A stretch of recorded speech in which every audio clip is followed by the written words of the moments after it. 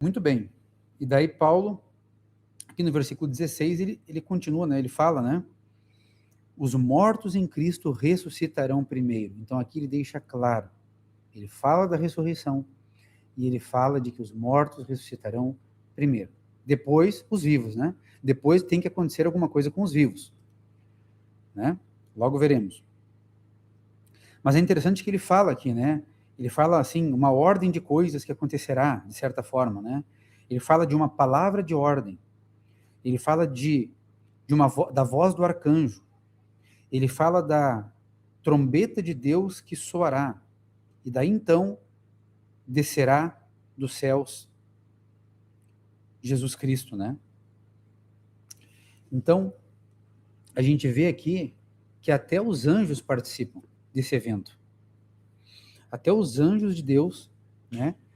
Que são encarregados de Deus, que são auxiliares de Deus, que são servos do Senhor, eles vão trabalhar e atuar aqui nesse momento, nesse evento também.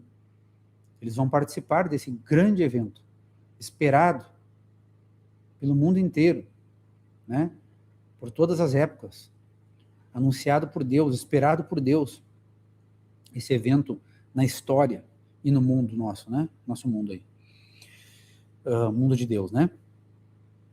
Então aqui, meus amigos, vejam que interessante. Agora, no versículo 17, Paulo vai falar dos vivos. O que acontecerá com os vivos? Os mortos, Cristo veio, os mortos ressuscitados com Cristo, e agora e os vivos, o que acontece com eles?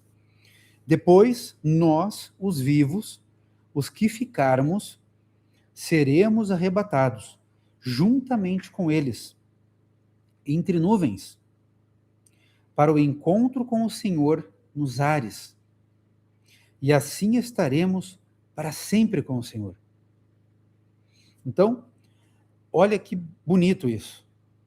Paulo diz que nós nos encontraremos com eles nos ares. Nos encontraremos com quem? Nos encontraremos com Cristo. Nos encontraremos com aqueles que já morreram e ressuscitaram. Daí todos juntos, estaremos todos juntos. Todos nós estaremos com o Senhor. Os que morreram, os que estão vivos. Agora todos estão vivos. Né? E aí o versículo 18, portanto, consolem uns aos outros com estas palavras. Então, Paulo está dizendo assim, de tudo isso que eu falei para vocês até agora, consolem uns aos outros com isso. Isso deve ser o grande consolo de vocês. Até mesmo diante da morte. Até mesmo diante da morte dos entes queridos de vocês. Diante da perseguição, diante do sofrimento, diante de morte por doença. Né? Até mesmo diante da perseguição, muitos aí dos seus amigos, parentes sendo mortos, às vezes pela perseguição. Onde buscar o consolo? Né? E, inclusive, a própria morte da pessoa, né? Então, isso deve ser um consolo. E aqui, Paulo, ele fala que nós seremos arrebatados.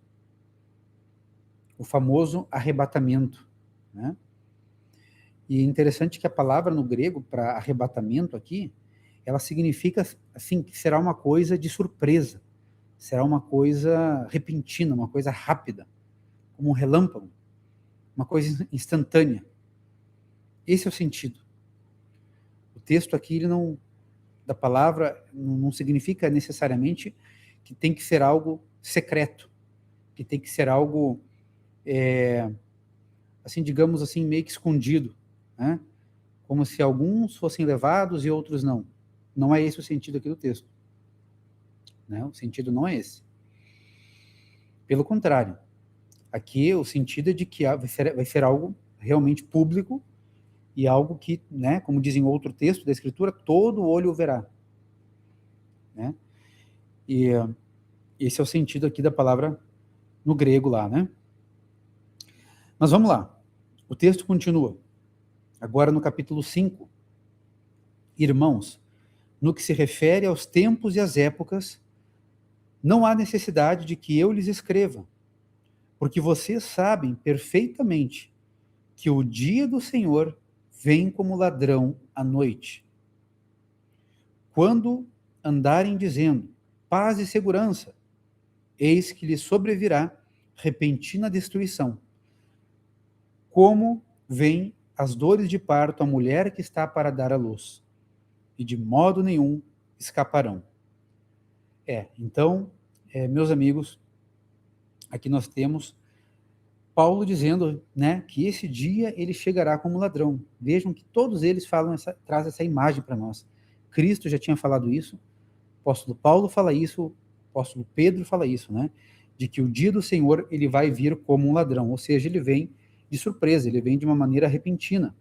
E quando muitos não estiverem esperando, quando muitos estiverem dizendo por aí paz e segurança, quando parecer até que o Senhor não está voltando, aí ele volta, aí ele vem. E aqui fala de uma repentina destruição. Destruição, é claro que nós não precisamos temer.